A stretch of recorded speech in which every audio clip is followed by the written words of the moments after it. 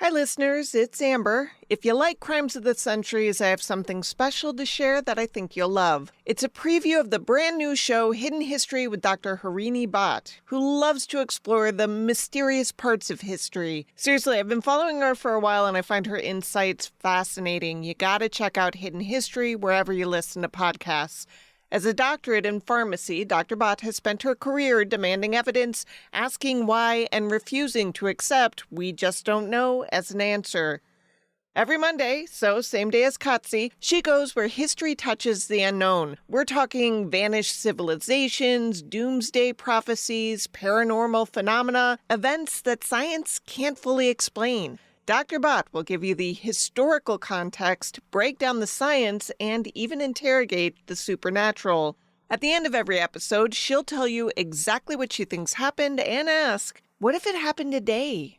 We have a preview of an episode for you to listen to now about a deadly epidemic that made people dance to death. If you love it, make sure you follow Hidden History with Dr. Harini Bhat on Apple Podcasts and Spotify. Video episodes are available on YouTube at Hidden History Pod. We'll also put a link to the show in this episode description. Enjoy.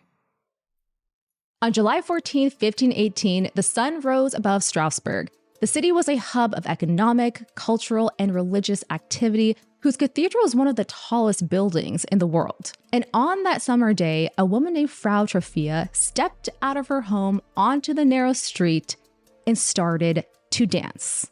At first, it was more like a shuffle, but as the minutes ticked by, Frau Trophia started moving faster and faster. Her husband tried to get her to stop, to go back inside and calm down, but Frau Trophia just kept dancing until she was so exhausted, she collapsed. Her husband brought her inside, made sure she got some rest, and probably figured that was the end of it. But the next morning, she went right back at it, dancing nonstop until the sun went down. Before long, she was surrounded by curious onlookers who wondered what on earth was going on here. And their first theory was that this was an act of revenge. If I was there at that time, thinking with a modern lens, honestly, the first thought I would have is that this person is going through epilepsy or they're having some kind of seizure. But doing it for so many hours on end is where it starts to look a little bit different. And that's why we need to dig a little bit deeper. We don't know much about Frau Trophia other than she was married. We don't even know her first name. Frau is basically the German equivalent of Mrs. But supposedly, she and her husband had gone into some sort of argument right before she started dancing, and he hated dancing. So people wondered if this was just a way to get back at him. But by the end of that second day, Frau Trophia hadn't stopped. Honestly, would anyone go this far just to annoy their husband?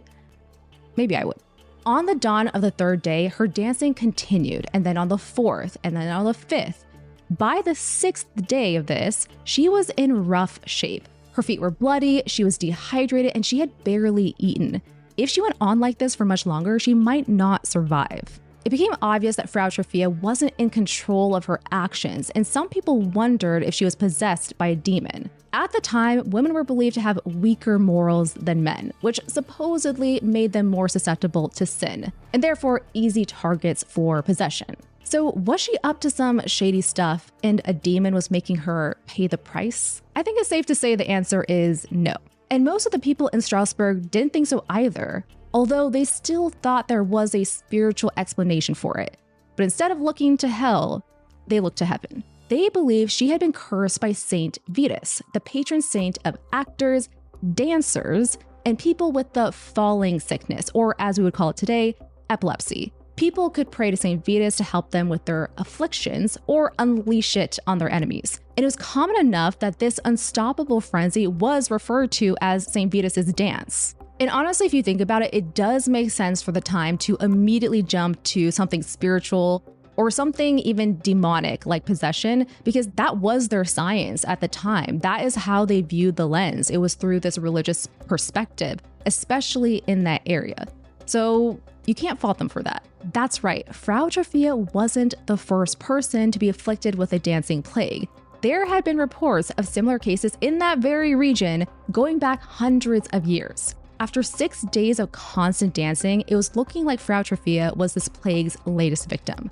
So around July 20th, 1518, her jerking body was strapped into a wagon and she was taken to pray at the shrine of St. Vitus, nestled in the mountains about 30 miles west of Strasbourg. The reports don't say what happened to her after that, though some historians believe that it was a case of no news is good news, since it's more likely that it would have been recorded if she had died. But this was far from the end of the story. Soon enough, the city of Strasbourg would be consumed in a living nightmare, because just as Frau Trofea's dancing frenzy was ending, it was beginning for hundreds of others.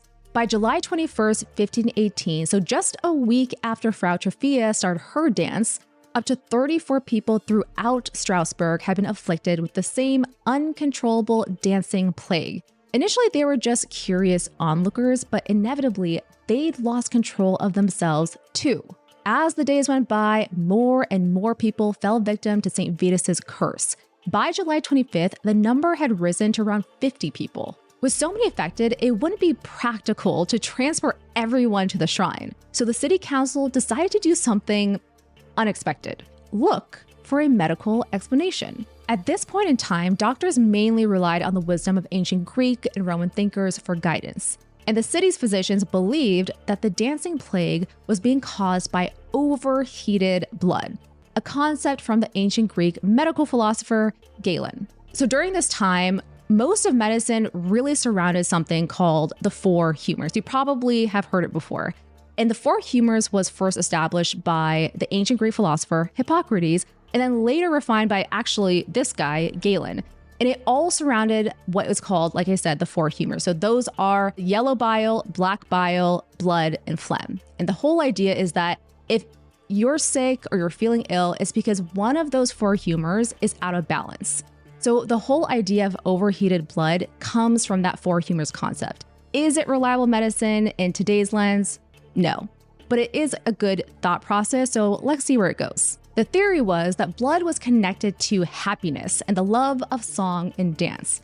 The more people had, the more they enjoyed these things.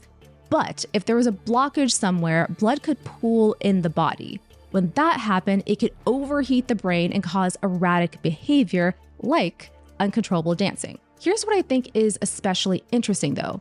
If they were completely following Galen's teachings, the doctors would have prescribed bleeding and a cooling diet that could have reduced the blood's temperature. But instead, their solution was more dancing. In this case, it seems like they were relying more on traditional wisdom. The idea was that they needed to be able to let the disease burn out on its own. That's apparently how previous dancing plagues had come to an end as well, including one a century earlier in nearby Zurich, Switzerland. Honestly, it sounds like such a bonkers plan to ask them to continue to dance when that is what is afflicting them. However, if you want to look at it through a modern lens, it's kind of akin, this is not a perfect analogy, but it's kind of akin to when you have a fever.